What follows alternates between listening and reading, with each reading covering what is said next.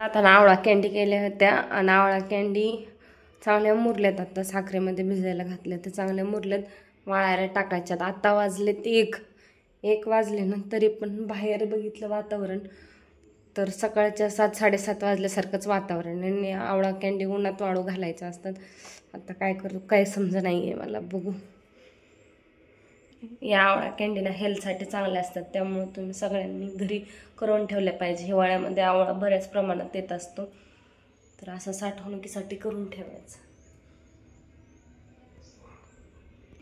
काही मिरच्या बाहेर ठेवल्यात आणि काही मिरच्या ह्या मिरच्या वाळलेल्या होत्या, त्या पण मिरच्या सादळल्यात. खूप अवघड आहे बाबा वातावरणाचं, काय करावं. आता संध्याकाळ झालेली आहे. आज बऱ्यापैकी ऊन होतं. डोकं विचारत होते, तेल मालिश चालली होती, तर बघता बघता अंधार व्हायला लागलाय बाहेर. आता कॅन्डी वगैरे काढून दाखवते तुम्हाला कशा झाल्यात. वरती कशा झाल्यात.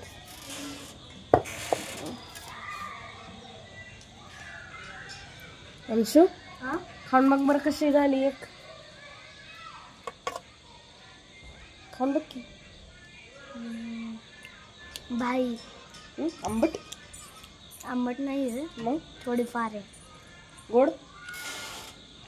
मला खाऊन बघ एक कॅन्डी घेऊन.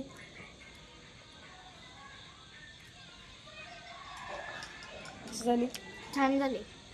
आंबट तुरट गोड थोडीशी आंबट है ना. मी थोडं लिंबू पण पिळलं होतं तोंडाला थोडं टेस्ट यावं म्हणून, तर एवढे केले होते. त्या चांगल्या वाळल्या की मी अजून करणार आहे, स्टोअर करून ठेवत असते मी. मिरच्यांना पण थोडं ऊन आले तर मिरच्या असं झाले. तुम्हाला दिसतंय का शेजारी किती पक्षी बसलेत. बापरे, पक्ष्यांची शाळा भरली वाटतं. बापरे, मिताली अंशू या की इकडं बघा ना, पक्ष्यांची शाळा भरली.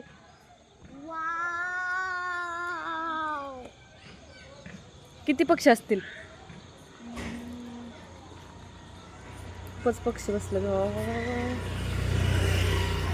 मला तर वाटतं 40 असतील. तुझं गणितच कच्च आहे ना. मिताली किती पक्षी असतील. हे हा 150 जास्त 150 असणार. अगं मिताली बघतेस का. बघते म्हणून म्हणते 150 पक्षी असणार. पहिल्यापासूनच आम्ही इथं राहायला आले ना तेव्हापासून बघते, एवढे पक्षी इथं असतातच नेहमी. आणि या टायमिंगला त्यांची शाळा भरत असते, म्हणजे नेहमीची वेळ त्यांची शाळा भरली. चला सगळ्यांनी दप्तर वगैरे घ्या आणि अभ्यासाला लागा. तुम्ही काय घरातली कामं करू लागत नाही, काय नाही, कमीत कमी अभ्यास तरी करत जावा, नाही का. बोल. करते स्वयंपाक. अभ्यास कर यांना घेऊन. झिंग्या तुला अभ्यास नसतो का ग. काय ग माझी झिंग्या.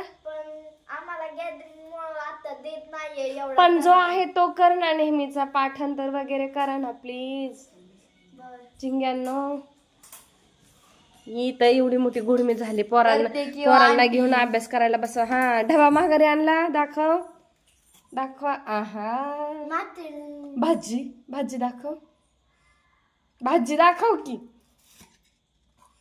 असं तुम्ही पण आया ढबा करून देत असतील आणि लेकरं माघारी आणत असतील. किती आनंद होतो ना मोकळा ढबा बघून. मला कमेंट करून सांगा.